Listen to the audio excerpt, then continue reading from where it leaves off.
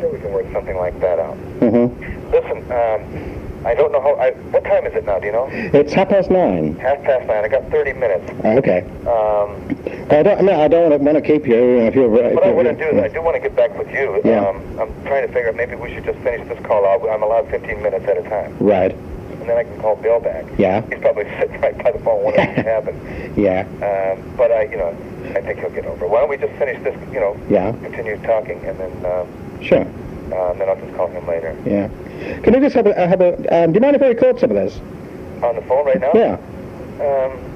Listen, we're going to have plenty of time to do this. Why don't we just talk informally? Sure. Okay. I would prefer that now. Okay. That way I can get kind of a feeling for what you're doing. Sure. And, I don't object to an interview. Mm-hmm. I just, at this point, we can, pick it up tomorrow, perhaps. Sure. Okay. Yeah, I just kind of want to get a feel for what's going on here. Yeah.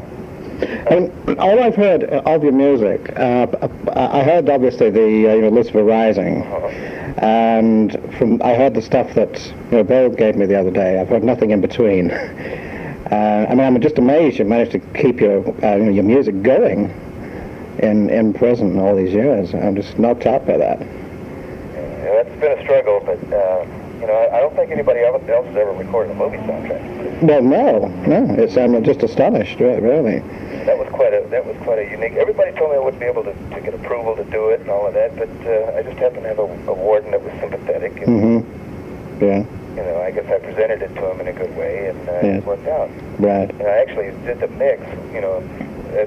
Most of the recordings were done in the music room, which is there was no music program when I got to Tracy, where that was Tracy Prison, where that was recorded, and.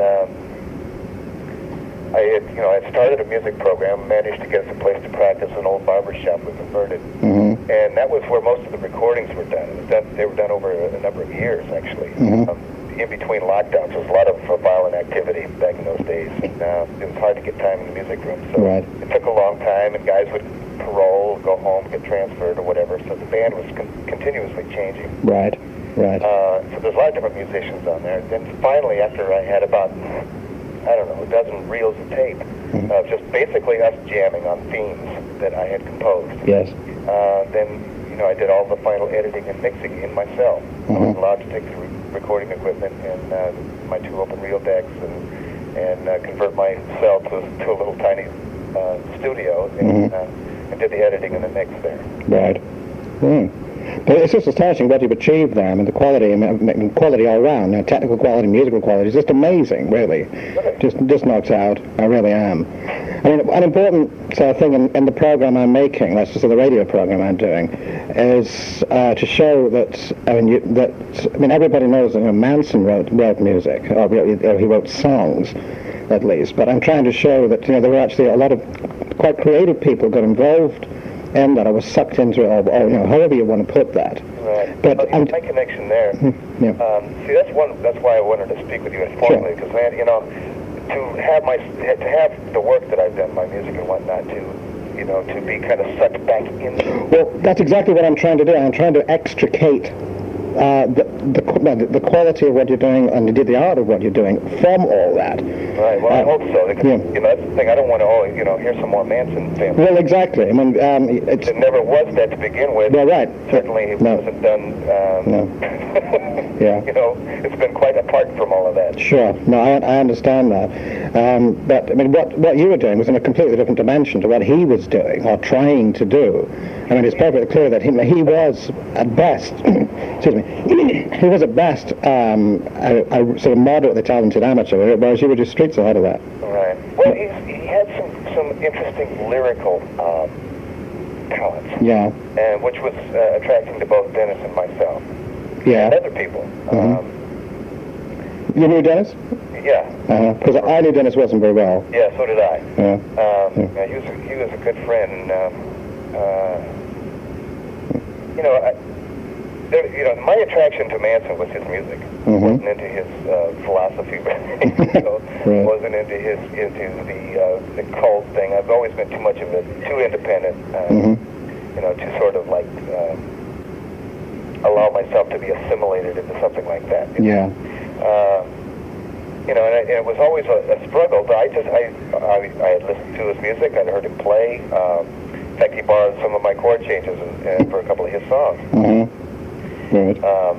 It's just that that was really the attraction for me, was his talent as a songwriter. I wanted to get him in the studio to record some demos of his songs. Yeah. Apart from, we tried it a couple times. Of course, he had to drag along all these girls and tambourine players and all of that. And so as a result, very few good recordings developed. Do you remember a guy called Steve Desper? He was an engineer. No. He engineered some of the sessions at Brian's house.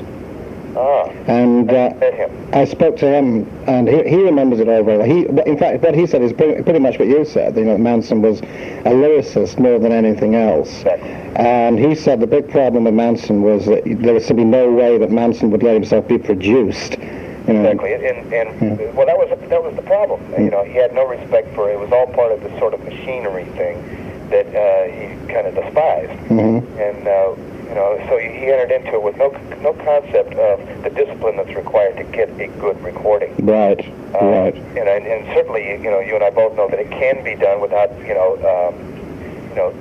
stealing your soul. You know what I mean? It's like this notion of, that it would steal his soul if he, allowed himself to be directed. Right. By a producer, by somebody who understood the medium and could translate what he was trying to do, recognize what he was trying to do, and translate it to the recorded medium. It's just a shame that it happened that way. Right. Yes. Well, I mean, the more you look at the cult side of things, the more it sort of dissolves in your hands in a way. As I've been, I talked to all sorts of people. I mean, I got to tell you, I had a really nightmarish afternoon with Sandra Good the other day. Oh God, I can believe it. I mean, she's Charlie's nun. Well, yeah, I mean, she's crazier than she ever was. I mean, she alternates between raptures about Charlie and threatening to kill you. When you talk to her, I mean, she's bad so. But she was telling me, that Charlie was the greatest musician who ever walked the earth. All you can do is just sit there and nod. Because you do anything else, you get something through. Enough on acid, of course, it sounds like a symphony. Right. Would you say music was an important part of life on the ranch? Life on the ranch. I don't really know that much about life on the ranch because I didn't live there. I used to come out and visit every so often, like a lot of people did. But yeah, I would say music had quite a lot to do with it, to what was going on there. Charlie would, would be, I guess, pretty much a nightly sort of thing, sometimes daytimes too, gathering around and singing. Yeah, I would think that would be true. Yes, there was a lot to do with music there. Because this is something which isn't really understood about you, isn't it? That you weren't really in the family as such at all, were you? You were sort of on the outside of it. And I was one of a large number of people that used to come out there and visit. Charlie made his inroads. He did involve himself with people involved in the music business, as you know. In trying to, I don't know whether it's hard to say because I don't know whether he really had any aspirations to market his music. I think that he did, despite the fact that he would sort of put on this show of not wanting to do that. That this was like buying into the system and all that. But by the same token, he would attract those types of people to him, and he would seek them out. So it's hard to say what was really going on there. I know that for me, my interest in getting him into the studio and getting his songs down, in some coherent form, was a struggle. And all the time I knew him, roughly 2.5 years or so, close to 3 years, I had known him, and I would try to get him into the studio, try to get some songs down, and get frustrated with it and say see you later, and I'd be gone again. It's kind of that's really that's what our relationship was like all the time I knew him. I think you probably agree he was probably one of your less fortunate professional contacts there. Yeah, I would say so. Yeah. But it intrigued me that he had a lyrical style that was similar in a sense to what I was doing instrumentally, which was to play spontaneously, to be able to create this sort of or fall into the sort of natural flow and be able to paint symphonies on the spot, that sort of thing. That was always been, that had always been my interest musically, and I had been able to form relationships with like that, professional relationships, artistic relationships with individuals, musicians, who could do that instrumentally. The orchestra was that way. We had our tunes were basically frameworks in which we would improvise and play spontaneously, and each time it would be completely different. Well, playing music with Charlie was very much the same. It was like that, except that he was adding that lyrical element, making it a song rather than an instrumental piece of music, and that was intriguing. It was for a musician that was interested in music the way I was interested in it. That was intriguing, and it's unfortunate that more didn't come of it. But I don't want to talk about all that, you know what I mean, in any detail. The only thing I would ask you is, how do you look back on the Manson thing now, 25 years on? Oh my God! My regrets are that I didn't see where it was headed. I didn't have enough foresight. I wasn't long-viewed or wide-viewed enough to see that this is where it was headed. Because I certainly either would have tried to influence it in going a different direction, or I would have just gotten the hell out of Dodge. But I did get caught up in circumstances that have resulted in me forfeiting a lot of things in my life, and I'm not alone in that. I mean, there are some people that, in fact, everyone that was involved with him was really, I think, betrayed. I mean, he had the trust of the people that were with him, and I think he betrayed that trust.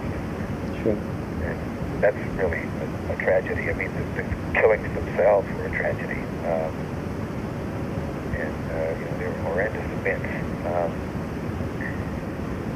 Sure.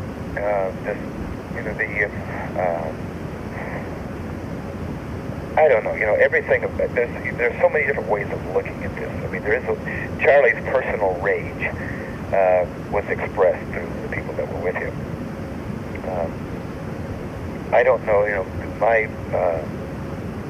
The crime that I committed, the killing of Gary Hinman, that brought me to prison. That was an event that occurred before, the Tate LaBianca, the main, events that everybody knows about. And I was in jail at the time those things happened. And the motivations and whatnot were completely different as far as I could tell. I mean, I know I wasn't there to kill Gary Hinman, to start Helter Skelter, or to start a race war, or any of this other kind of stuff that was supposedly going on with these other